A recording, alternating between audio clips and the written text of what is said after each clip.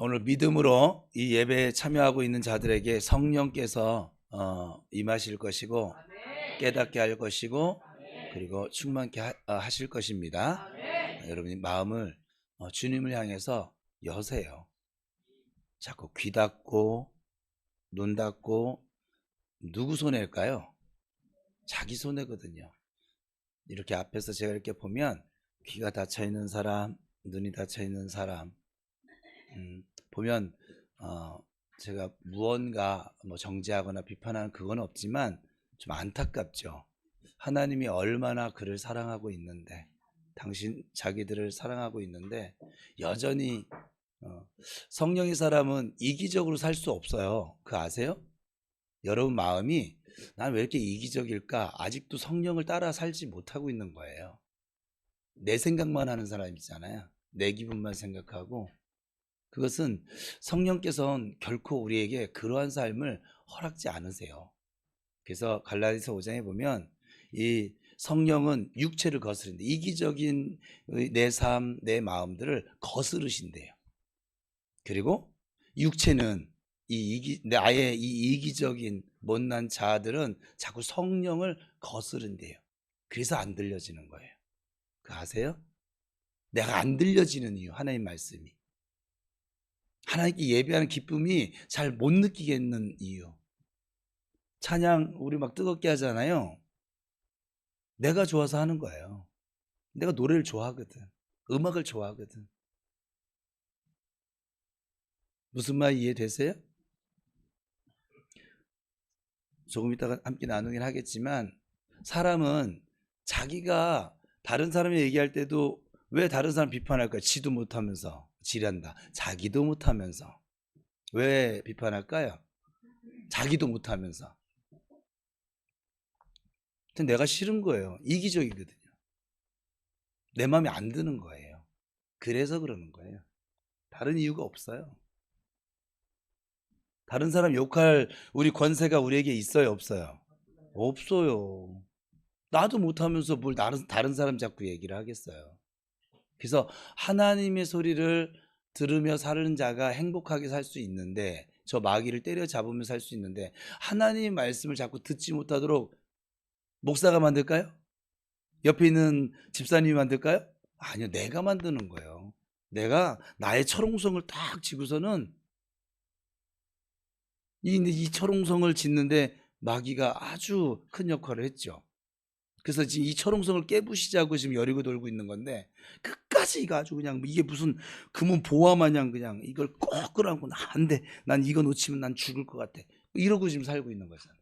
그러니까 행복하지 않아. 뭔가 뜻대로 되지도 않아. 감사치도 못해. 순종할 수도 없어. 그냥 여전히 나로 살아가는 것이지. 저는 이 시간 성령님 지금 운행하고 계시는데 여러분의 귀가 열려지길 축복합니다. 성령께서 열어주시지 않으면 또 성령은 근데 여러분들 강제로 막 귀를 막 이렇게 하시느냐 안 그러거든요. 내가 마음을 하나 앞에 내려놓을 때 성령께서 그 귀를 열어주셔서 들려지게 하시고 믿어지게 하시고 그리고 하나님께 기도할 수 있는 그런 심령 만들어 주신 줄 믿습니다. 자, 3차 전도 여행을 시작한 바울은 소아시아 지역인 갈라디아와 부르기아 땅을 거쳐서 이제 에베소라고 하는 곳에 도착했어요. 제가 성지순례 가보니까 이 에베소는 아주 화려한 도시였어요. 그 당시에도 문화의 중심이었고 문명의 중심지였고 이곳에서 철학이 나타났고 에베소 교회는 좀 작은 곳은 아니에요. 신전도 뭐 아데미 신전부터 시작해서 여러 신전들이 막 상점들도 그냥 길가가 아주 그냥 엄청나게 셀수스 도서관이라고 그 당시에 지금 봐도 너무 잘 졌어요.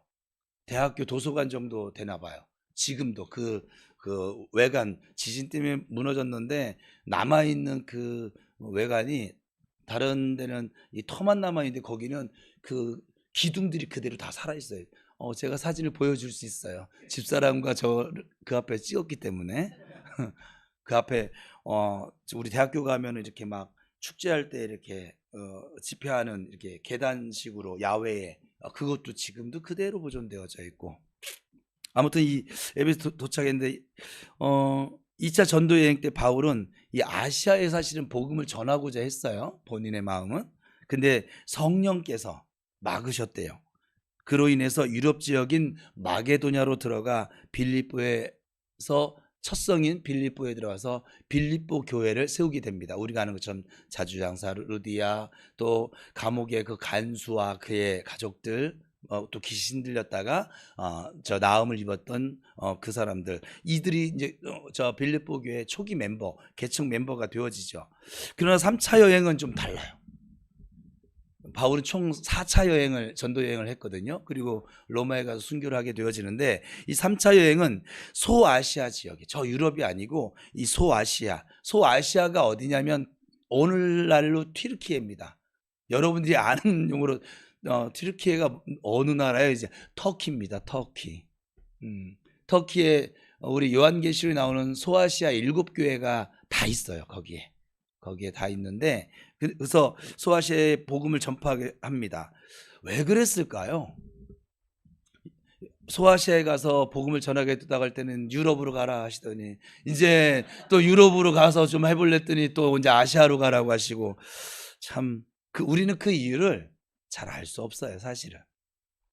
하나님의 그러나 한 가지 분명히 아는 것은 때와 기한은 하나님께 속해져 있다는 거예요. 하나님의 계획이 하나님이 정하신 때에 이루어짐을 믿습니다.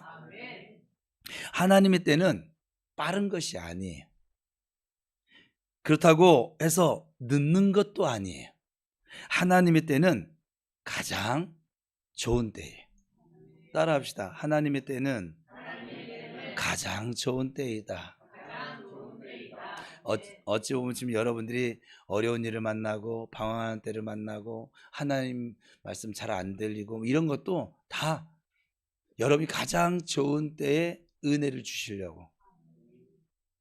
제가 요 앞에 은우가 앉아 있는데, 은우는 지금 고등학교 2학년이에요. 이제 내년에 3학년 올라가는데, 이 아이에게 제가 성령세례를 베푼 적이 있어요. 감동이 되어져서, 아버지, 제가 지금 이 아이에게 성령세례를 베푸는데 제가 머뭇거릴 이유가 없지 않아요? 저 지금 성령세례를 베풉니다 하고 집에서 저희 침대에서 그냥 성령세례를 베풀었어요. 왜냐하면 진심으로 회개를 하더라고요. 여러분, 자기 자신의 모습을 진심으로 돌아보지 못한 사람에게 온전히 성령은 일하실 수 없으세요. 왜냐하면 여전히 내가 살아있거든. 예수와 함께 십자가에서 모든 죄에 대해 죽은 사람에게 성령이 역사하시는 거예요.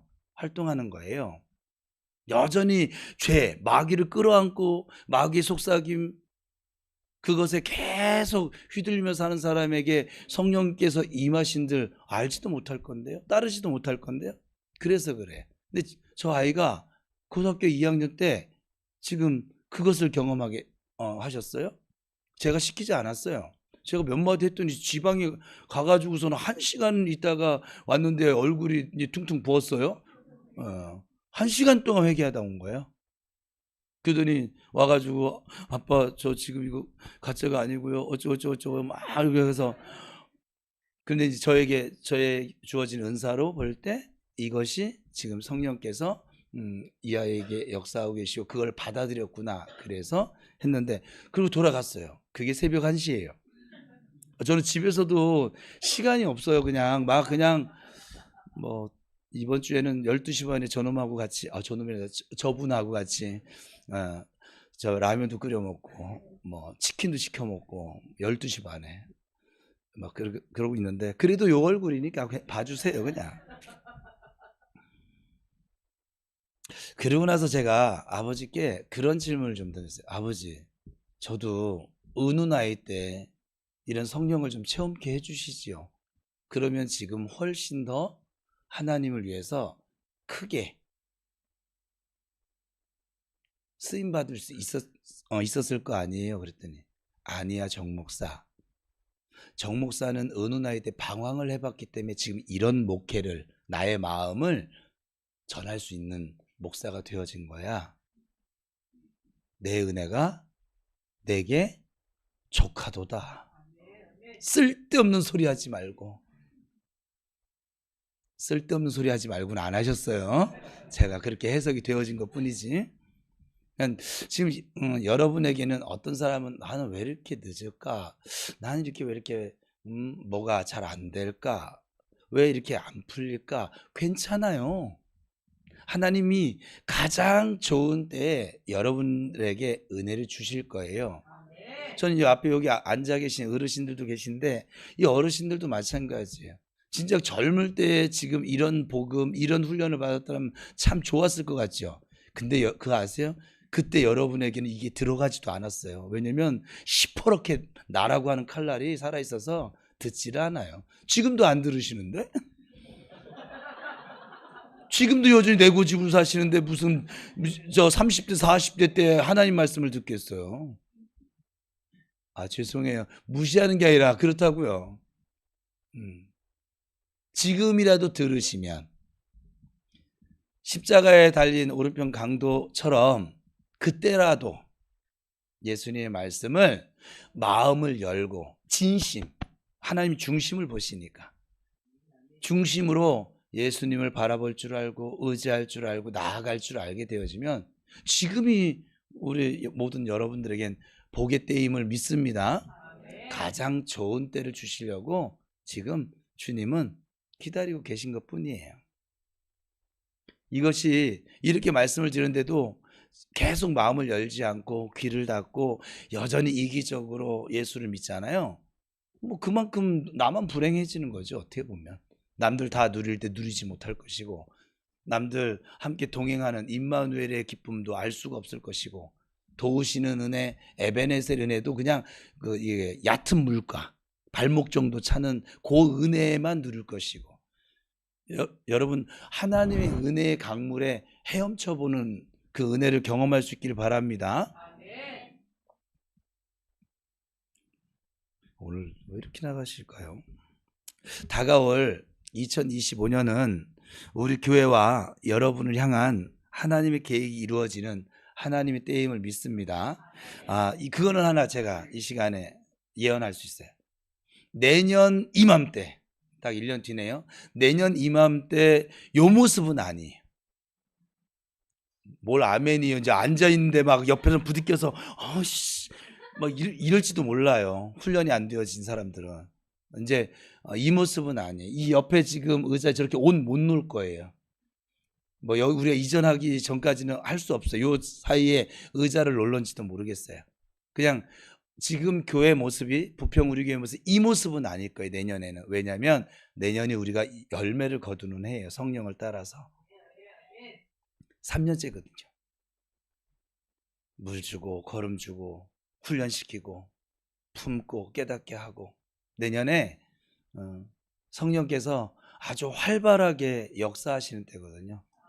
지금 작년도 올해도 활발하게 역사하셨는데 내년에는 우리의 눈으로 목도할 수 있는 역사하심을 보게 될 것입니다.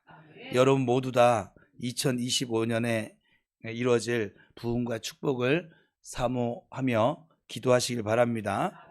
지금 환경이 좀 좋지 않다, 내 마음에 들지 않다 해서 소망을 잃어서는 아니 되십니다. 하나님이 역사하시는 것은 아주 순식간입니다. 저는 저의 담의색을 경험한 사람이에요. 저는 어찌 보면 우리 청년이나 우리 청소년들은 좀 여러분 때에 70 넘으신 우리 어르신들도 담의색을 경험할 수 있기를 축복합니다. 담의색을 경험하는 것은 아주 중요하긴 해요. 그 담의색의 경험이 없는 사람들이 신앙생활하는 것을 제가 목회 한 27년 하다 보니까 딱 고만고만하더라고요. 담의색의 경험이 있는 사람들은 고만고만하진 않아요. 쓰러질 때 팍 쓰러져도 할 때 그냥 또 약간 뜨겁던지 차갑던지지 그냥 뭐 술에 술 탄 듯 물에 물 탄 듯 이게 뭐 예수를 믿는 건지 안 믿는 이렇게 믿을 수는 없어요. 왜요? 하나님의 살아계심이 분명하니까. 그 하나님이 나와 함께하고 있는 것을 내가 지금 경험하며 살고 있으니까 그렇게 술에 술 탄 듯 물에 물 탄 듯 살아갈 수가 없어요. 제가 얘기했잖아요. 여러분들은 제가 이렇게 얘기해도 그냥 웃고 말죠. 여러분 화장실 가도 하나님이 거기 계시다니까. 이게요 아멘 하는 사람은 화장실에서도 하나님 생각하는 사람들이고, 좀 부끄럽게 살아가는 사람은 이 말이 얼마나 무서운 말이 되겠어요. 교회 와서 하나님 만나는 것도 지금 막 이러고 있는데 화장실까지 쫓아오신다고 하시니 이게 자유도 없고 이게 무슨 포로도 아니고 그렇지 않을까요? 근데 여러분 인정을 안 해도 상관이 없다고요. 하나님은 계신다고요. 이거 어떻게 해서 제 눈에는 보이는데 이게 하나님 계시다고요. 근데 그분이 여러분 야단치려고 계시는 분이 아니라 여러분들을 도와주고 사랑하시려고 그렇게 함께 계세요. 못 믿어도 할 수 없어요. 근데 하여간 신앙생활을 하는 사람은 교회 생활 말고, 교회로 오는 거 말고 신앙생활, 예수 그리스도를 구주로 믿는 생활을 하는 사람은 이 역전의 짜릿함을 살아가면서 자주 맛봅니다. 저는 올해 제 평생에 잊을 수 없는 해가 됐어요. 2024년은. 근데요, 여러분의 전성기는 아직 오지 않았습니다. 작년 이맘때 제가 이 설교를 했더라고요. 여러분의 전성기는 아직 오지 않았습니다. 그리고 지금 1년이 지났습니다. 작년 이맘때보다 여러분의 마음이 하나님과 어떻게 되어졌어요? 더 멀어졌잖아요. 네, 더 가까워졌죠. 화장실도 함께 동행하신 하나님, 그죠? 지금 여러분의 전성기를 향해서 하나님이 계속 성령께서 이끌어가고 계십니다. 누구에게? 귀 열은 사람에게. 누구에게? 마음 연 사람에게. 누구에게? 자기 이기심을 십자가에 못 박은 사람, 정과 욕심을 못 박은 사람에게. 여전히 이기적으로 사는 사람은 지금도 목사가 지금 뭔 말을 하는지, 목사님이 저렇게 말씀하시지, 이렇게 생각을 하고 계실 것인데, 또 마귀가 그 이기심을 가진 사람들에게 이게 지금 이 소리가 안 들리게 해줘요. 지금 목사님 뭔 소리 하는지 하나도 이해가 안 돼. 지금 마귀가 여러분들이 하나님의 말씀을, 제가 지금 영어로 얘기하고 있지 않잖아요. 제가 원어로 얘기하고 있지도 않잖아요. 근데 이걸 못 알아듣는다는 거예요. 지금 청소년도 알아듣는 이 얘기를 못 알아듣는다는, 이상하지 않아요, 여러분? 그렇지 않아요? 여러분 어디 가서 여러분 좋아하는 운동할 때 이 시간에 좁니까? 안 졸아요. 근데 이상하게 이 시간 되면 자꾸 눈이 감기고 졸리고 안 들리고, 왜 그럴까요? 마귀가 못 듣게 하는 거거든요, 지금. 내 이거 이기심 철옹성에 딱 가둬놓고, 그리고 밖에 나가면은 나 또 교회 다녀왔어. 교회 다녀왔죠. 주님을 만나고 돌아가시는 게 아니고. 이 생활이 계속 되어지면 지금 목사가 이 성령의 소리를 얘기하는 걸 전혀 알아들을 수가, 어려운 얘기가 아닌데 이해도 안 되어지고, 저게 뭔 소리요? 나는 왜 저 맛을 모를까? 이렇게 되어지는 것이죠. 여러분 주님의 은혜를 사모하십시오. 역전의 짜릿함을 맛보게 될 것입니다. 위기가 온 것 같아서 무릎을 꿇고 기도했더니 위기가 변해서 축복이 되어집니다. 죽음의 고비에서 하나님을 깊이 있게 만나게 될 것이고, 낭떠러지와 같은 상황에서 여러분이 진정으로 살 길을 찾게 될 것입니다. 그러니 지금 여러분의 형편이 아무리 힘들지라도 하나님께 매달리셔서 축복의 25년으로 만나시고 만들어 가시기를 축복합니다. 2024년을 처음 맞이할 때 가졌던, 올 초에 가졌던 믿음과 소망이 무엇이었습니까? 지금은 어때요? 1년 살아보니까 약해지셨어요? 혹시 큰 기대를 했는데 아무 일도 일어나지 않았습니까? 괜찮아요. 올해가 아직도 남아있어요. 지금 2주가 남아져 있고, 앞으로 다가올 2025년이 지금 여러분을 향해 다가오고 있습니다. 앞으로 하나님이 어느 때 어느 순간에 역사할지 아무도 모릅니다. 어느 순간에 하나님이 역사하셔서 역전시킬지 아무도 모릅니다.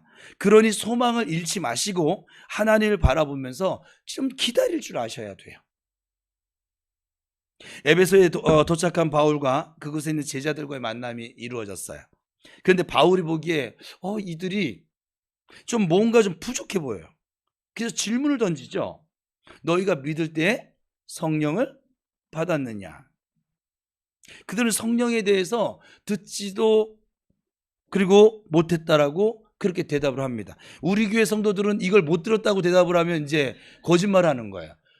앞에 있는 목사가 얼마나 이걸 지금 많이 강조하고 얘기하고 화장실도 쫓아가신다고 하는데, 그러니까 여러분들은 하나님 앞에 가서 핑계할 수 없어요. 이미 들었거든요. 그것도 한 번이 아니에요. 저는 하나님께서 지금 직접 친히 이끄시는데 하나님의 교육 방법은 반복이더라고요. 또 하래요. 제가 지겨워서 이제 그만하고 싶은데 또 하래요. 왜요? 한 번 말했다고 그들이 알아듣지를 못해. 그리고 그대로 살아가지를 못해. 그래서 또 들려줘야 돼. 우리 꼭 자동차에 기름 한 번 넣으면 계속 다니는 것이 아니라 주유소 가서 또 충전해야 되는 것처럼 또 들려줘. 성령 없이 우리가 예수 그리스도를 온전히 믿을 수 있을까요? 왜 그들이 성령을 받지 않았고 성령에 대해서 듣지도 못했을까요? 아마도 그들을 가르쳤던, 우리 지난 시간에 나눴는데 아볼로 목사님의 영향을 좀 받았던 것 때문일 수 있어요. 우리가 지난 시간에 살폈던 것처럼 이 아볼로는 에베소에서 아주 최선을, 그 나름대로 최선을 다해서 가르쳤습니다. 그러나 그는 성령에 대해서는 전혀 알지를 못했어요. 그래서 그의 가르침을 받은 에베소 사람들도 성령에 대해서 모를 수밖에 없는 것이죠. 여기서 뭔가 여러분 느껴지는 게 없을까요? 이 지도자의, 리더의 위치가 얼마나 중요한가를 알 수 있지 않을까요? 좋은 영적 지도자를 만난다. 이것은 성도들의 입장에서는 아주 커다란 축복입니다. 교인들은 지도자가 가르친 대로 따라갈 수밖에 없어요. 이 가르침이 싫으면 교회를 떠나는 거예요. 그러니까 리더의 가르침대로 갈 수밖에 없어요. 어떤 목사님은 잘 가르칩니다. 가르치는 걸 잘 가르쳐요. 그래서 훈련을 잘 시킵니다. 그런 교회에서 신앙생활하는 사람들은 제대로 배우는 기회를 계속 얻지 않을까요? 기도에 목숨을 거는 목사님이 여러 부류가 있어요. 특징들이 있어요. 다 똑같지 않아요. 제가 만난 목사님 중에 한 분은, 이분은 매일 8시간씩 목사님인데 기도하십니다. 정말 신비해. 그 이후에도 이렇게 기도하는 목사님을 저는 본 적이 없어요. 앞으로도 볼 예정이 없을 것 같아요. 왜냐하면 이분은 잠을 안 자고 밤새 기도하거든요. 매일 철야를 하세요. 그리고 새벽 기도까지 마치고 집에 가서 잠깐 잠을 자요. 신기하죠? 장 목사님 보고 이렇게 하라면 저분은 쓰러질 거예요, 아마. 몸이 못 버텨서. 그러니까 기도에 목숨을 거는 목사님도 있어요. 그런 교회에 소속된 교인들은 기도의 용사가 되어져 가겠죠? 그죠? 어떤 목사님은 항상 성령 충만함을 사모하고 성령의 역사를 위해서 막 무던히도 애를 씁니다.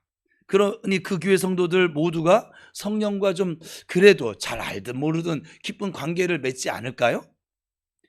그런가 하면 반대되는 지도자들도 있어요. 기도를 소중하게 생각하지 않아요. 성령 하나님께 민감하지 않습니다. 성령의 역사는 이미 끝났어. 그것을 강조하면서 교회에서 방언으로 기도하는 것조차도 못하게 막는 목사님들도 계십니다. 제가 왜 이런 말을 할까요, 지금? 우리 교회는 좀 어떤 교회인 것 같아요? 우리 교회는 다른 분들의 평가예요. 우리가 하는 말은 사실 소용이 없어요. 우리끼리 뭐 짜고 치는 고스톱인데? 다른 데서 우리 교회를 바라보는 평가가 어찌 보면 진짜일 수 있겠지요. 그들은 그러더라고요. 저 교회는 사랑이 많대요. 우리 김영옥 권사님도 지금 우리 교회 오셔서 이 교회는 다른 교회에서 경험하지 못한 아주 사랑이 아주 풍성한 많은 교회라고 그렇게 말씀하시더라고요. 이 얘기인즉슨 제가 왜 이런 말을 할까요? 제가 여러분에게 좋은 지도자, 실력 있는 지도자가 되기 위해서 기도해 달라고 지금 말씀드리고 있는 거예요. 저에게 부족한 면이 많습니다. 제가 알지 못하는 부분도 있을 수 있어요. 그러나 하나님을 의지하고 나갈 때 하나님의 능력은 저를 실력 있는 지도자, 또 영적으로 풍성한 지도자로 만드실 수가, 세우실 수가 있으십니다. 그러기 위해서 필요한 것이 무엇일까요? 예, 여러분의 기도입니다. 우리 얼마나 친절해요. 이게 뭐가 중요하다고 이거를 내가 밑줄 그어놨을까? 여러분의 기도가 필요해요. 목사님들이 하나 좀 모르는 사실이 있더라고요. 제가 지금 이제 27년 목회해 보니까 자기가 공부하고 자기가 기도하고 자기가 노력 열심히 해서 목회가 되어지는 줄 착각하는 목사님들이 꽤 있어요. 성경에는 그렇게 말씀하지 않아요. 사도 바울도 여러분의 기도가, 그래서 성도들 보고 계속 중보 기도를 요청을 해요. 사도 바울이, 이 성령 충만한 사람이, 예수라면 목숨을 거는 이 사람이 성도들의 기도가 지금 내게 나타나는 것이라는 거예요. 제가 지금 여러분 보기에 어떤 모습일런지 모르겠지만 요만한 것은 여러분들이 요마만큼 기도해 줬기 때문에 그래. 한 이만큼 기도해줘요. 이왕 해주는 거 좀 걷지 않고 좀 날을 수 있게, 나도 좀 독수리처럼 한번 좀 날아가 봅시다. 좀 기도해 주시기 바랍니다. 또 저뿐만 아니라 우리 교회는 세 분의 목사님이 계시고 또 한 분의 선교사님이 계십니다. 우리 교회에서 지금 함께 형제애를 가지고 공동체를 이뤄나가는 우리 장정순 목사님과 박진희 목사님, 또 지금 중국 땅에서 선교하고 있는 유순명 선교사님, 이분들을 위해서 절 위해서 기도할 때 꼭 세트로 기도해 주세요. 세트로 기도해 주세요. 저만 목사가 아니잖아요. 다 세트로 기도해 주세요. 또 목사님들만 기도하려니까 좀 그래. 그러면 우리 고유명사 안수 집사님과 또 이제 권사님 고유명사가 안 되셔서 어떻게 하면 좋아? 우리 권사님, 또 교회 그 리더들, 직분자들, 재직들 위해서 기도하고, 또 우리 교회 청년들 너무 예쁘잖아요. 청년들 위해서 또 기도해주고. 청년들만 예쁩니까? 우리 교회 청소년부 애들은 정말 얘네는 빌라델비아에 적은 능력을 가지고도 믿음을 배반하지 아니하고 하나님의 영광을 나타내고 있으니 몇 되지도 않는데, 그죠? 네. 진짜 보세요. 이렇게 기도하다 보면 기도하는 시간이 5분 안에, 저는 5분만 기도하면 기도할 게 없어요. 이게 가능합니까? 불가능합니까? 이름만 불러도 5분 지나갑니다. 기도를 안 하고 있다는 거예요. 지금 5분 저는 5분만 하면 기도할 게 없어요. 이거는 기도를 안 하고 있다는 거예요. 오로지 자기만 생각하는 거예요. 자기만 기도하는 거예요. 그냥 오로지 나만 생각하는 거. 그러니까 5분 하면 더 할 게 없지. 그죠? 그것이 아니라 하나님의 교회와 함께하는 형제들, 또 우리 성도들, 목사님 이렇게 기도해도 제가 아무리 짧게 그냥 이름만 한번 부르고 나갔거든요. 사실은 정말 아버지 은혜에게 은혜를 주세요. 우리 박성문 성도님에게 안 주는 은혜를 주세요. 그냥 안 삐지실 거라는 얘기한 거예요. 우리 이름이 우리 박선아 집사님에게 예배의 은혜를 주세요. 예. 그러니까 계속 이렇게 한마디씩만 하고 지나갔는데도 30분이 넘게 걸려요.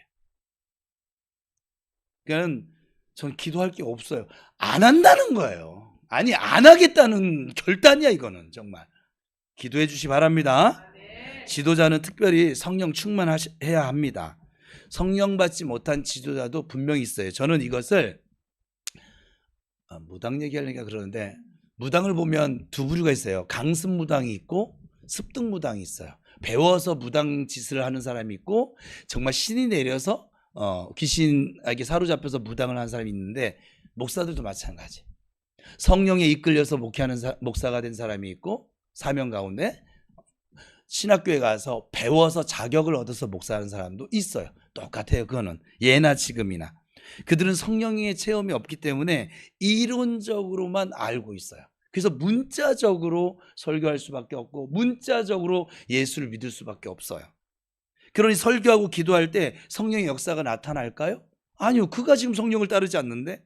그런 지도자들이 성령 충만 받으라고 강조할 수 있을까요? 성령 충만이 뭔지를 모르는데 오히려 성령의 역사를 잘못됐다고 하면서 뭐 신비주의니 이단이니 하면서 오히려 막습니다. 교회가 여러분 살기 위해선 영적 리더들이, 지도자들이 성령 충만해야만 합니다. 그 외에 다른 방법이 없어요.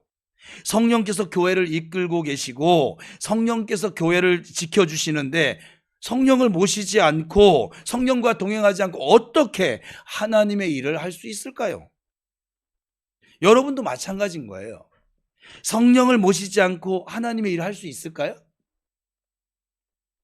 성령 충만하지 않고 사명 감당할 수 있을까요? 열심히 전도해서 성령 충만해서 영혼을 살릴 수 있을까요? 여러분 모두 다 그런 면에서 성령 충만케 되기를 이 시간 축복합니다. 오늘 본문은 사실 설교하기가 상당히 어려운 부분이기도 해요. 언제 성령을 받는가 라고 하는 교리에 대해서 교단마다 모두 주장이 다르거든요. 또 우리 같은 교단 안에서도 각각 다릅니다. 목사님들 별로. 그럼 언제 여러분 성령 받습니까? 예수님 믿을 때 성령을 받는다라고 주장을 합니다. 그런가 하면 예수님 믿고 나중에 성령을 받을 수 있다는 주장도 있습니다. 그래서 뭐 성령의 내주, 성령 성령 세례, 뭐 성령 임재 하는 말들도 참 잘 만들기는 해요.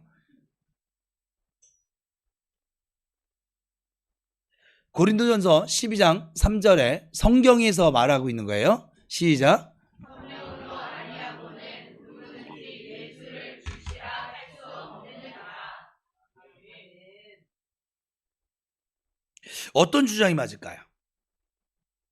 언제 우리는 성령을 받나요? 우리가 성령 받는 시기를 가지고 다툴 필요가 있어요, 없어요? 전혀 없습니다. 중요한 것은, 정말 중요한 건 내가 지금 성령을 받았는가예요.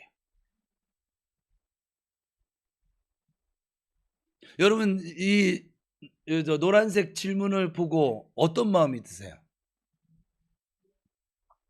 성령에 대한 교리가 각각 다를지라도 공통점이 한 가지 있어요. 그것은 모든 그리스도인은, 성도는, 하나님의 자녀는 성령 충만해야 된다는 거예요. 그러니 여러분 늘 성령 충만하시기를 축원합니다. 에베소 교인을 향한 바울의 질문은 오늘날의 모든 그리스도인들에게 던져질 질문일 것이고, 모든 그리스도인은 이 질문에 반드시 대답을 할 수 있어야만 합니다. 이 시간 제가 여러분에게도 질문을 던지죠. 성령 받으셨어요? 대답은 두 가지밖에 없어요. 예스, 아멘이든지 아니면 노멘이든지 둘 중에 하나죠. 여러분 모두 다 여기에 지금 성령을 나는 받지 않아도 됩니다 할 사람은 아무도 없어요. 받으셔야만 합니다. 성도가 성령 받지 않고는 아무것도 할 수가 없거든요. 사실 이 주일 지키는 것도 어려워요. 성령 받지 않으면. 성령 받지 않고 믿음을 지키는 나가는 거 어렵습니다. 여러분 쓰러지는 이유예요. 성령을 따라 행하지 않고 자꾸 내가 믿으려고 하니까 넘어지는 거거든요. 버틸 수 힘이 없거든요. 성령 받는 것이 왜 중요할까요? 성령 받기 전과 받은 후를 비교해보면 알 수가 있어요. 우리가 사도행전을 성령행전이라고도 부른다고 했습니다. 성령께서 베드로를 사용하시고 바울을 사용하셔서 복음을 지금 확장시켜 나갑니다. 벌써 19절까지 왔는데 베드로가 한 것이 아니고 바울이 한 것이 아니라고 했습니다. 그들은 단지 성령의 도구로 쓰임받은 인물들입니다. 우리가 지금 사도행전을 살피고 있지만 사도행전이 되기 위해서는 성령이 임하셔야만 합니다. 성령이 임하시지 않으면 사도행전은 아예 출발 자체가 되지 않습니다. 복음을 확장시킬 수가 없어요. 교회도 시작될 수가 없어요. 그런 의미에서 사도행전의 시작은 2장부터라고 말을 할 수 있어요. 2장에 보시면 오순절날 120명의 성도들이 성령 충만 받는 모습이 나옵니다. 그때부터 성령행전, 사도행전이 비로소 시작되어진 것이죠. 그리고 그때부터 신기하게 핍박이 오고 감옥에 끌려가고 매를 맞고 막 그런데도 복음은 계속 확장되어지고 교회는 계속 세워져 가고. 성령을 받으면 어떻게 변화됩니까? 성령 받기 이전에 베드로의 모습이 어땠어요? 예수님을 3년 동안 따라다녔습니다. 이게 중요한 거예요. 예수님을 근거리에서 3년 동안 따라다닌 사람이 베드로예요. 그래서 수제자라고 칭하기도 하잖아요.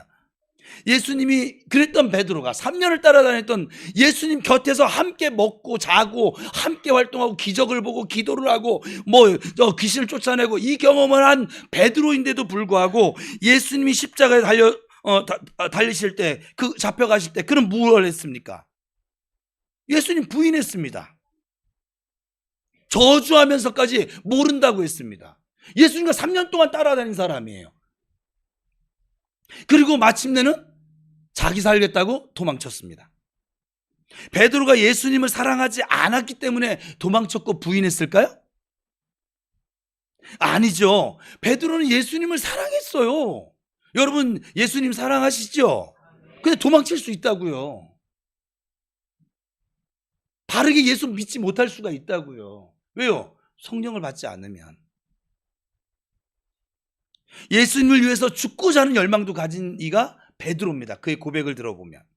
그러나 그것은 사람의 힘으로 되는 게 아니에요.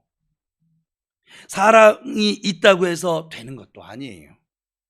성령을 받아야 예수님을 위해서 희생할 수도 있고 예수님을 위해서 죽을 수도 있는 거예요. 여러분이 베드로처럼 3년 동안 예수님을 따라다녔을 수도 있습니다. 지금 이 자리에 계신 여러분들이. 또 어떤 분은 10년, 20년 동안 따라다녔을 수도 있어요. 10년, 20년 이 교회 생활을 했다고 해서 하나님께서 도대체 무엇을 할 수 있습니까? 여러분의 힘과 노력으로 어느 정도까지는 할 수 있어요. 내 힘이 있으니까. 내 힘으로 하는 거니까. 근데 그 이상은 더 이상 되질 않아요. 직분 받아서 얼마간은 잘할 수 있어요. 근데 그 이상은 이제 무리가 따르는 거예요. 그것이 우리가 지닌 인간의 한계인 것이에요. 여러분 예수님을 따라다니지 마세요. 예수님을 여러분의 심령에 모시고 그 예수님과 함께 동행할 수 있게 되기를 바랍니다. 화장실 갈 때 모시고 가세요.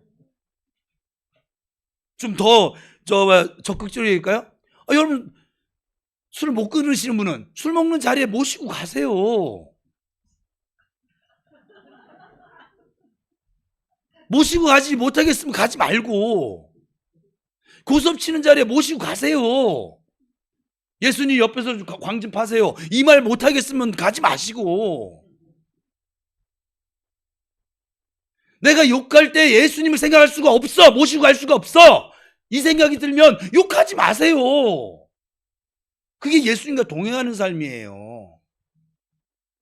여러분들 그 죄 짓는 자리 부끄러워서 예수님이 여기 안 왔으면 좋겠어. 안 봤으면 좋겠어. 지금 눈 가리고 귀 막으셨으면 좋겠어. 내가 교회 갔을 때만 주님이 날 봤으면 좋겠어.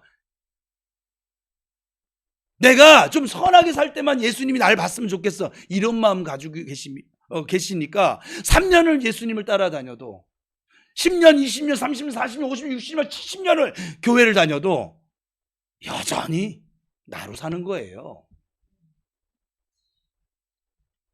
예수님과 동행하십시다. 우리 옆 사람을 축복하겠습니다. 예수님과 동행하며 삽시다.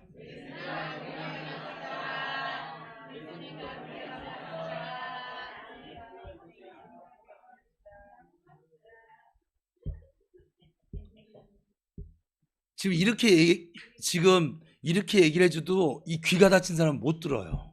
이게 참 어렵긴 하네요. 그냥. 여러분 예수님과 동행하면 예수님이 힘 주시는 거예요. 여러분의 힘으로 무언가를 하는 게 아니에요. 그 힘 가지고 세상 떠날 때까지 이 육체를 벗을 때까지 충성할 수 있습니다. 성령 받은 이후에 베드로의 모습은 180도로 바뀝니다. 베드로의 변화된 모습을 보고 그와 함께했던 제사장들을 비롯해 모든 주변의 사람들이 깜짝 놀랍니다. 베드로의 하는 말이 달라졌거든요. 전에는 없었던 담대함에 놀라게 되고 그를 통해 나타난 능력에 놀라게 됩니다.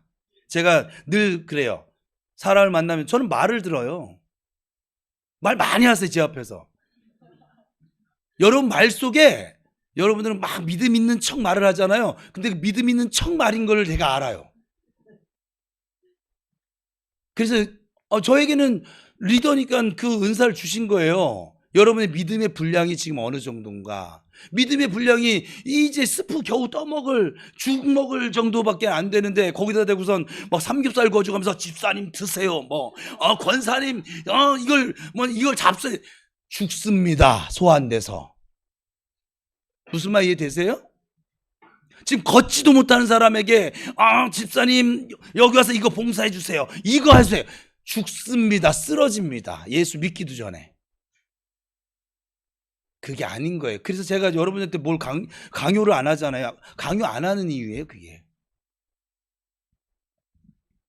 무엇보다 놀라운 것은 여러분, 이 베드로가 죽는 것을, 죽음이라고 하는 것을 전혀 두려워하지 않게 됐다는 거예요. 성령 받고 나니까. 죽을 테면 죽여봐. 너희들이 나를 죽일지라도 나는 오직 예수님을 전파하지 않을 수가 없어. 감옥에 갈 때면 가도 마음대로 해봐. 근데 나를 절대로 막을 수는 없어. 나를 죽일 수는 있지만 나를 막을 수는 없어. 나는 예수의 이름을 전하지 않고는 살 수가 없어. 실제로 그는 십자가에 거꾸로 못 박히죠. 그냥 곱게 못 죽습니다.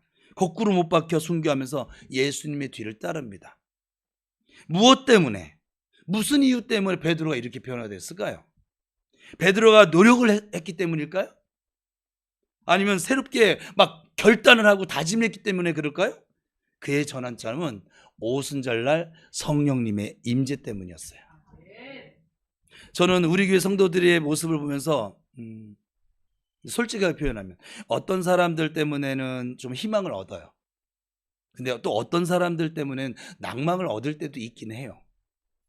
나날이 성장하는 성도들이 있는가 하면 잘 받아 먹으면서 귀 열고 마음 열고 시간이 흘러도 잘 성장하지 못하는 사람도 있어요. 저도 목회하면서 이 성장하지 못하는 것 때문에 고민이 되어져서 낙심을 한 적이 있었거든요. 그래서 지금 이렇게 성령을 따라서 함께 이 교회를 세워가는 것을 중간에 아버지 이게 안 되는 건가 봐요. 성장하지 못하니까 안 되나 봐요. 그렇게 말씀을 말씀대로 가르쳐도 안 되나 봐요. 이렇게 했던 적이 있었거든요. 그래서 그냥 저 목사를 그만둘래요. 이럴 거면 저 말고도 이런 거는 다른 목사님들이 많이 하시는데 뭐 나까지 그 가세를 합니까? 저 그만두고 평신도로 돌아가서 목회 열심히 하시는 목사님 옆에서 돕는 도우미 역할 하면서 교회를 섬길게요. 저는 교회를 떠날 방법은 없어요. 이 교회 주인이 하나님이시라서. 저는 떠날 방법이 없어요. 죽을 때까지. 근데 그렇게 기도했던 적이 있었어요. 그때 하나님이 제 뒤통수 때려 까불지 말고 가 임마. 그래서 지금 여기 있는 거예요. 그러더니 지금 이곳으로 옮기셨고, 옮기시니까 제가 환경이 바뀌니 좀 새로운 마음이 생겨졌죠. 그러더니 말씀을 주셔서 선포하게 하셨고, 그리고 지금 우리에게 이제 성령께서 내가 갈 거니까 그동안 잘 다듬었어. 그동안 다듬어짐이 있으니까 지금 오늘 또 만나는 거예요. 하루아침에 되는 건 없어요. 어제 근육 얘기했잖아요. 그동안 말씀에 대한 근육이 우리 교회에 주어져 있기 때문에 지금 여러분이 오늘을 만나는 거예요. 변하지 않는 사람들에 대한 해답은 무엇일까? 이건 목사가 늘 고민하는 것인데 그냥 계속 기다려줘야만 할까? 성경 공부를 시킬까? 아닙니다. 아무리 많이 배워봐도 소용이 없더라고요. 오히려 지식으로 성경을 아는 만큼 문제만 더 일으키더라고요. 제자 훈련입니까? 우리 교회 지금 제자 훈련인데 10년 훈련 받아봐야 예수님의 제자가 되지 못한 사람들도 있어요. 그럼 강제라도 이렇게 막 봉사를 시킬까요? 네, 얼마 가지 못해 시험 들어요. 그럼 방법이 있어요? 그럼 없어요? 아니 있어요. 나도 헷갈리네. 무엇입니까? 성령 충만해지는 거예요. 성령 받지 않고는 정말 백약이 무효입니다. 그들이 설령 예수님의 직접적인 가르침을 받는다 할지라도 결정적인 순간에는 자기 유익만 취하거든요. 정말 중요한 순간에는 예수님도 교회도 그들에게는 없어요. 오직 자신뿐이에요. 이기적이에요. 해답은 그래서 성령님께 있는 거예요. 그래서 저는 여러분들이 성령 충만하도록 기도를 하고 있습니다. 예수님의 제자 야고보를 한번 생각해 보세요. 그는 예수님의 우편, 오늘 우리로 따지면 우의정을 시켜주세요, 좌의정 자리에 앉게 해주세요 요구했던 사람이었거든요. 이 말을 예수님께서 한 다음에 예수님께서 십자가에 못 박혀 죽으신다라고 이제 예언을 하셨어요. 미리 말씀하셨어요. 그리고 그렇게 말씀하신 뒤에 이런 말을 한 거예요. 나 좌의정에 앉게 해주세요. 아주 못돼 먹었어요. 내가 잠시 후면 죽으러 간다는데 이육 집사님한테 와가 미안해 이름 잘못 얘기했어. 이예율이가 와가지고 목사님 그래도 저한테 한 자리 좀 주시죠. 그리고 좀 용돈 한 100만 원 좀 이왕 가시는 거 가실 때 좀 100만 원 좀 용돈 좀 주고 가시죠. 저런 너 끝나고 남어. 나 지금 마음을 읽었어. 야고보가 예수님의 제자라면 그렇게 말할 수 있냐고요. 그러나 그는 예수님의 제자임에 분명했지만 그러한 요구를 했어요. 스승이 고난받아 죽을 것을 들은 다음에 이 얘기를 했다고요. 자리 요구를 했다고. 예수님의 순환이 그에게 중요하지 않았거든. 그에게 중요한 건 자기 자신이 잘 되고 건강하고 복받고 이런 것만 중요했거든요. 그런데 그런 야고보가 사도행전 12장에 보면 놀랍게 변화되어져 있잖아요. 예수님 때문에 헤롯 왕의 칼에 순교를 당하게 됩니다. 예수님이야 죽든 말든 자신의 유익만 챙겼던 야고보가 그가 이제는 자신의 모든 것을 다 포기하고 예수님 때문에 죽는 사람이 되어졌습니다. 무엇이 야고보를 변화시켰을까요? 성령 받았기 때문입니다. 요즘 우리가 계속해서 살피는 바울은 어땠을까요? 바울은 믿는 사람들을 핍박하는 핍박의 아주 대명사였습니다.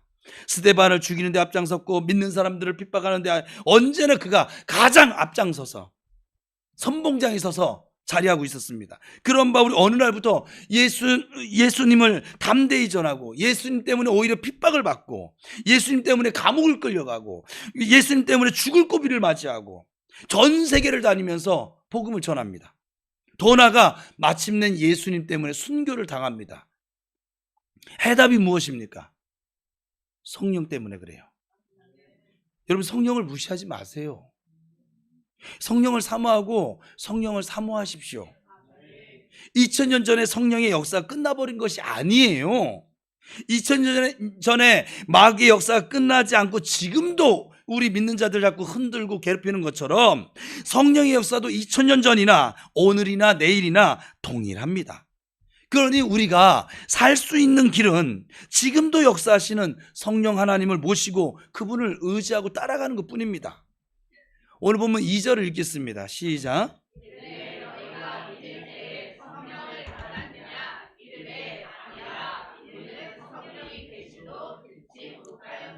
성령을 받았냐는 이 바울의 질문 앞에 에베소 교인들은 성령이 있음도 듣지 못했다고 대답을 합니다. 3절 시작.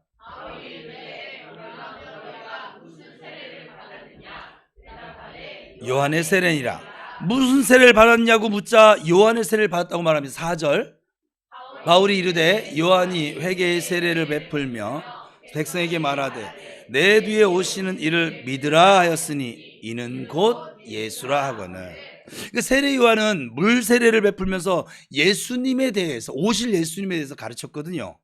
근데 그분은 그리스도로서 내 뒤에 오시는데 그분이 오시면 이 세상이 구원을 받을 거야, 얻을 거야. 그러니 너희가 회개를 하고 그분을 믿어야만 해 라고 자기를 따르는 자들에게 예수님을 소개했거든요.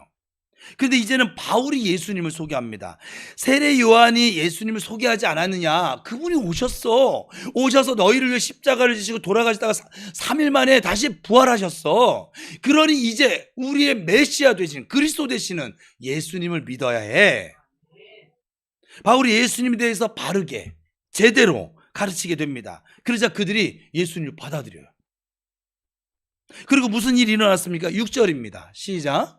바울이 그들에게 안수하매 성령이 그들에게 임하심으로 방언도 하고 예언도 하니. 이거는 제가 부탁을 드릴게요. 우리 교회는 여러분이 입으로 자꾸 벌리게 하잖아요, 목사가. 왜 그런지 아세요? 여러분 밖에 나가면 쉴 새 없이 떠듭니다. 내 말 하는 거 잘하세요. 엄청 잘하세요. 뛰어나게 잘하세요. 근데 교회에서 몇 마디 지금 시키거든요. 성경 읽는 거, 소리내서 읽는 거, 그걸 안 따라 하세요. 왜 그럴까요? 내가 귀찮아서? 내가 힘이 없어서? 아니요. 마귀가 못하게 하는 거예요. 마귀는 하나님의 말씀을 소리내서 읽히는 것 자체가 너무 큰 무기예요. 우리에게. 마귀를 향한 우리의 무기가. 말씀이 검이거든요. 또 나가서는 우리가 믿음으로 선포하고 고백하는 것이 아주 마귀가 우리를 공격하지 못하게 만드는 방패거든요. 그래서 제가 시키는 거예요. 그냥 시키는 게 아니에요. 근데 성령을 따르지 않는 사람은 이것도 못해. 밖에 나서는 하루 종일 떠들면서 살면서. 우리 예배 끝나고 밑에 내려가 보세요. 여러분 얼마나 시끄러운 줄 아세요?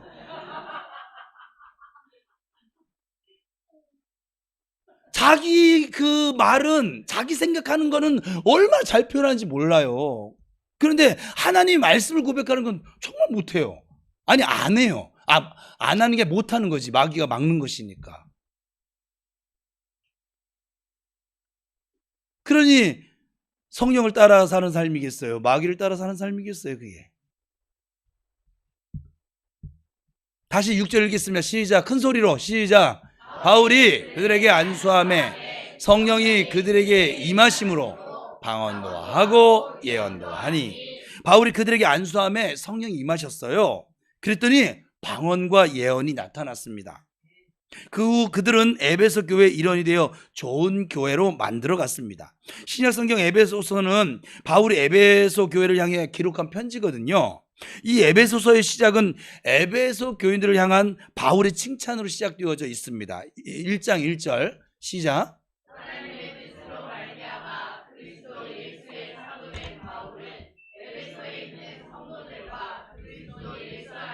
신실한 자들에게 편지하노니.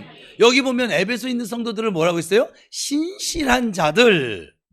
성령을 힘입었더니, 그전에 성령이 있음을 알지도 못했는데 성령을 힘입었더니 신실한, 우리 어제 토요기도에 표현되면 경건한 그리스도인이 되어졌대요. 여러분도 신실한 그리스도인이 되고 싶지 않으세요? 이왕 예수 믿는 거? 우리도 변화받을 수 있습니다. 진짜 그리스도인이 될 수 있습니다. 예수 그리스도를 위해서 충성할 수 있고 죽을 수도 있습니다. 어떻게 해야 그렇게 될 수 있습니까? 성령 받았느냐? 라고 하는 질문에 예, 받았습니다 라고 대답할 수 있을 때입니다.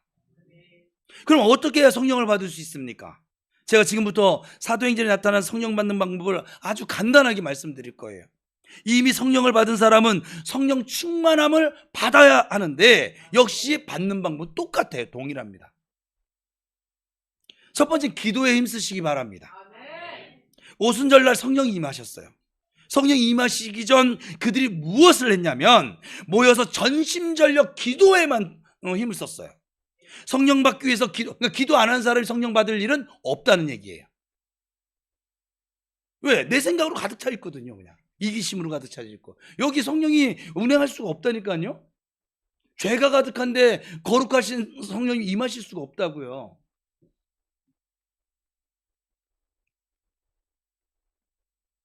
성령 받기 위해서 기도하시고, 성령 충만 위해서 기도하시고, 돈 달라고만 기도하지 마시고, 주머니 열어달라고만 기도하지 마시고, 성령으로 내 배 생수의 강이 흘러넘치리라 약속하신 그 말씀이 내 안에 이루어지고 나타나지게 하옵소서. 좀 기도하시기 바랍니다. 그러면 반드시 기도하는 대로 이루어짐을 믿습니다. 그냥 앉아 있는데 저절로 임하는 것이 아니라 이 말이에요. 사모하는 마음을 가지고, 간절한 마음을 가지고 무릎을 꿇을 때도 있고 부르짖을 때도 있고, 딴 데 가서는 막 2시간 3시간 막 주저주저 잘 떠들면서 하나님 앞에 오면 꿀먹은 벙어리야. 막 노래방 가면은 마이크를 들고서는 친구도 못 부르게 하고 혼자 계속 이러면서 교회만 오면은 이 좋은 환경이 있는데 입술도 못 벌려, 소리도 못 내고 찬양도 못 하고. 아유 진짜. 지금 우리 정은아 집사가 저보고 워. 기도하시기 바랍니다. 두 번째, 하나님의 말씀을 들을 때 성령이 임하셨습니다. 사도행전 10장 44절 시작. 베드로가 이 말을 할 때에 성령이 말씀 듣는 사람에게, 고넬료 가정에서 베드로가 말씀을 선포할 때 성령이 말씀을 듣고 있는 모든 사람에게 내려오셨습니다. 지금도 여러분 말씀을 듣고 있는데 여러분의 성령이 지금 임하고 계십니다. 하나님 말씀을 듣는 가운데 성령 받을 수 있고 성령 충만 받을 수 있어요. 지금 또 이 말했더니 나는 지금 안 오고 계시는데 안 듣고 있잖아. 간단한 거라고. 안 듣고 있잖아. 그러니까 성령과 전혀 상관이 없지. 계속 내 생각으로 살아야지.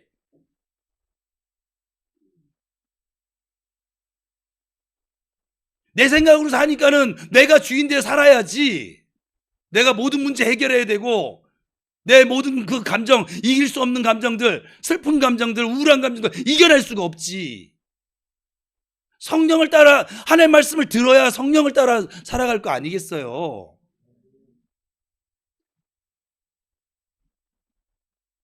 잘 자라. 할 수 없어요. 뭐 때가 아직 아닌 거예요. 가장 좋은 때를 만나겠지 뭐. 예. 그래서 하나님의 말씀을 듣는 가운데 성령 충만을 받을 수 있어요. 그런데 말씀 듣는 가운데 성령을 체험하기 위해선 정말 듣는 자세가 매우 중요합니다. 제가 지금 목회를 해보면서 고넬료의 말씀 듣는 자세가 어땠어요? 사도행전 10장 25절 시작.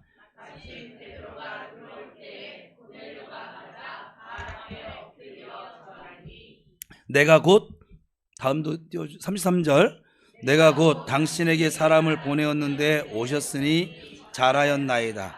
이제 우리는 주께서 당신에게 명하신 모든 것을 듣고자 하여 다 하나님 앞에, 여러분 이 고넬료와 같은 자세로 말씀을 들으실 수 있기를 축복합니다.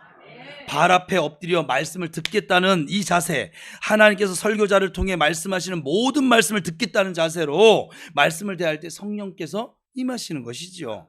오늘 이 시간에도 여러분이 그런 자세로 듣는다면 성령께서 임하심을 믿습니다. 우리 교회 예배 시간이 성령께서 함께 하시는 시간이 될 수 있기를 주님의 이름으로 축복합니다.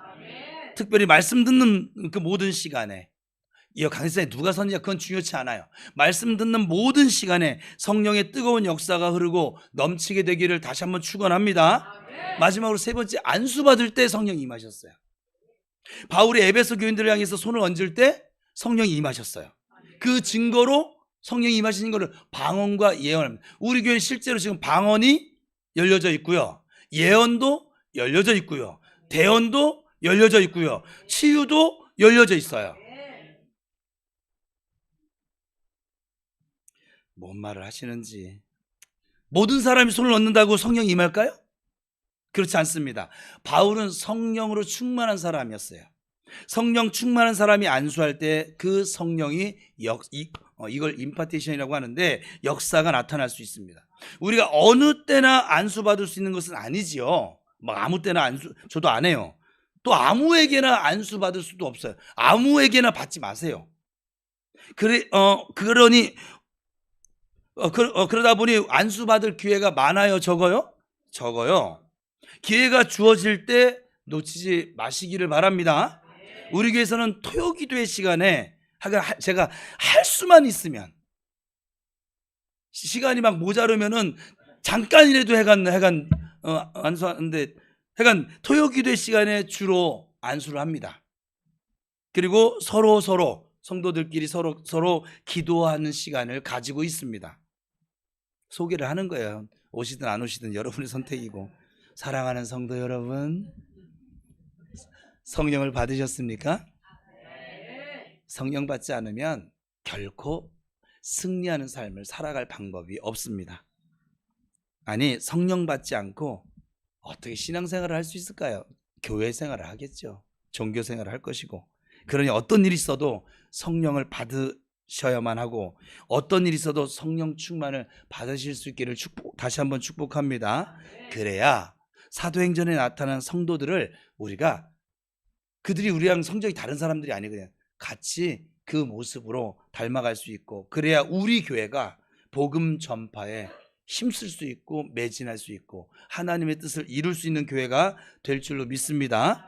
성령 받아 방언도 하시고 예언도 하는 우리 모두가 될 수 있기를 바랍니다. 성령 충만 받아 2000년 전에 초대교회의 역사를 지금 이곳에서 이루어 나갈 수 있기를, 만져볼 수 있기를, 귀로만 듣던 하나님 눈으로 보게 되기를 다시 한번 축원합니다. 우리는 할 수 있습니다. 자, 옆 사람 축복하겠습니다. 너는 할 수 있어. 시작. 성령께서 도우실 거야.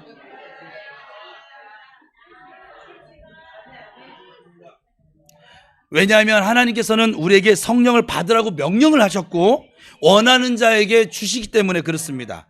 하나님이 여러분이 성령을 받아 바울처럼 에베소 교인들처럼 쓰임받게 되기를 원하고 계십니다. 모두 다 성령 받으시고 성령 충만해지셔서 이 기다림의 계절인 대강절 기간 동안 예수님을 닮아감으로 이 땅에 다시 제2의 성령의 역사를 이루어 나가시기를 예수 그리스도의 이름으로 축원합니다. 기도하겠습니다.